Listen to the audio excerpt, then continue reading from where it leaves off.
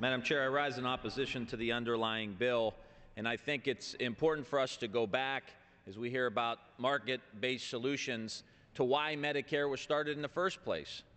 There is no market to provide health care for older people because there's no money to be made. Insurance companies can't make money off of covering old people who get sick, really, really sick. And what this plan does, Madam Chair, and the analysis was, well, it's just going to be like the federal employee plan. We get members of Congress and federal employees get a premium support.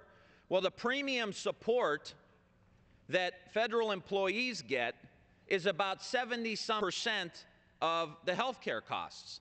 And that number goes up and down with inflation for health care. So no matter what the health care costs are, the federal employee has 70-some% of that covered. The problem with the Republican plan is that the voucher or the premium support is hooked to the CPI, the Consumer Price Index, which is 2.5% maybe. So the voucher is going to go up at CPI, say 2.5%. While health care costs are usually 1% or 2% above GDP growth, so say we have 4% growth, then health care costs are going to go up at 5%, maybe 6%.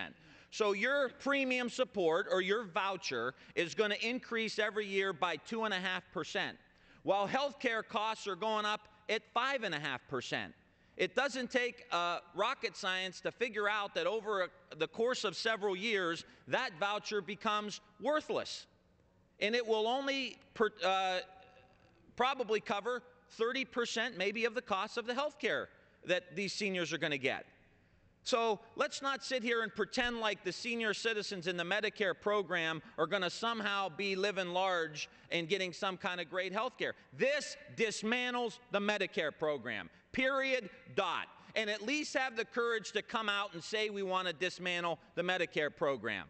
And if you want to look at how far to the right that the Republican Party has gotten on this issue, I've never seen former Speaker Gingrich do a faster or more complete Potomac two-step in my entire life than when he even insinuated that this may not be good for seniors. Because the goal now of the Republican Party, Madam Chair, is to dismantle the Medicare program. And they tried years ago to try to privatize Social Security. This is no surprise.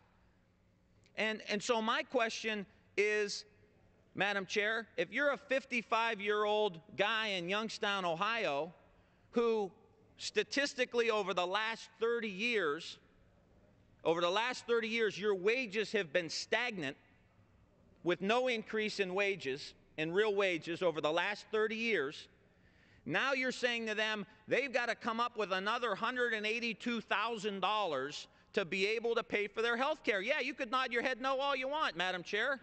These are the facts. Congressional Budget Office says, neutral third party, that the average person going into this Medicare proposal will pay $6,000 more a year. That's not the Democratic Study Committee or our policy wonk saying it. It's CBO, $6,000 more a year.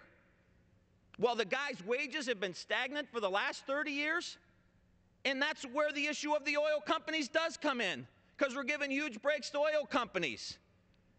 We'll take more arrows to protect, and on the other side, to protect even thinking about possibly asking the wealthiest 1% to pay just a little bit more to help us address this issue. The world's falling.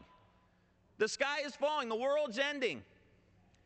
And it's so bad that we can't even muster up the courage to ask Bill Gates and Warren Buffett to just help us out just a little bit while we have all these problems and 3 wars going on at the same time? I mean, come on, Madam Chair. This is not right. This is not right. So at the end of the day, the Democratic plan is for Medicare. We keep it to cover senior citizens and their health care when they get older. And if we've got to make adjustments, we make adjustments. but you don't dismantle the entire plan. You don't at the same time give tax breaks to the oil companies. Don't dismantle Medicare, Madam Chair. Don't do it. Gentleman's time has expired. Gentleman from Texas. Madam Chairman, I move to strike the last word. Gentleman from Texas is recognized.